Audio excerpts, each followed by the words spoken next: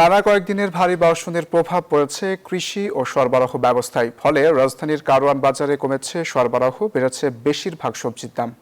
কাঁচামরিচের দাম বেড়ে 120 টাকা। এছাড়া ডিমের দাম খুচরা বাজারে ডজন বিক্রি হচ্ছে 130 টাকা করে। সপ্তাহের ব্যবধানে কেজি প্রতি 20 টাকা বেড়েছে পোলাও চালের দাম। মাছ ও মুরগির দরও চড়া। রাজধানীর বাজারে সব ধরনের সবজির দামই কেজিতে 10 থেকে 20 টাকা বাড়তি। শসা বিক্রি হচ্ছে প্রতি কেজি 100 থেকে 120 টাকায়। করলা ও ঢেঁড়স থেকে শুরু করে বরবটি মিলছে 50 থেকে 60 টাকায়। সপ্তাহের ব্যবধানে 20 টাকা বেড়ে কাঁচামরিচ বিক্রি হচ্ছে 100 থেকে 120 টাকায়। বিক্রেতারা বলছেন, গত কয়েকদিন বৃষ্টির কারণে সরবরাহ কমেছে, তাই দাম বাড়তি। টানা 4 দিন বৃষ্টি, আরও আবহাওয়া 2 দিন থাকবে, কারণ জমিতে তো মনে কৃষক মালের আমদানি খুবই কম।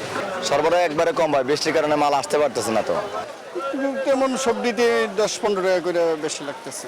প্রতি সপ্তাহে সর্বোচ্চবার বিকাশ পেমেন্টে 50 জন হবেন পেমেন্ট চ্যাম্পিয়ন। জিতে নিন টিভি সহ আকর্ষণীয় সব প্রাইজ। পোলাও চালের দাম 20 টাকা বেড়ে এখন প্রতি কেজি বিক্রি হচ্ছে 180 টাকায়।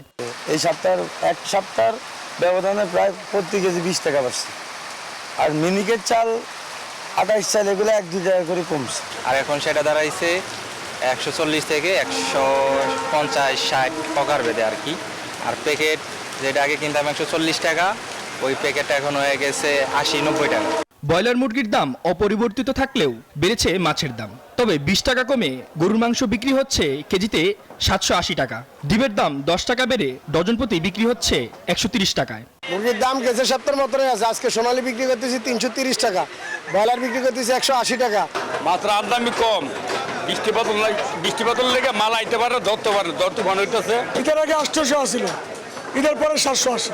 সরবরাহ ঘাটতির অজুহাতে অসাধু ব্যবসায়ীদের কারসাজি প্রতিরোধে নজরদারির আহ্বান ভোক্তাদের। মামুন ইসলাম, নিউজ 24, ঢাকা।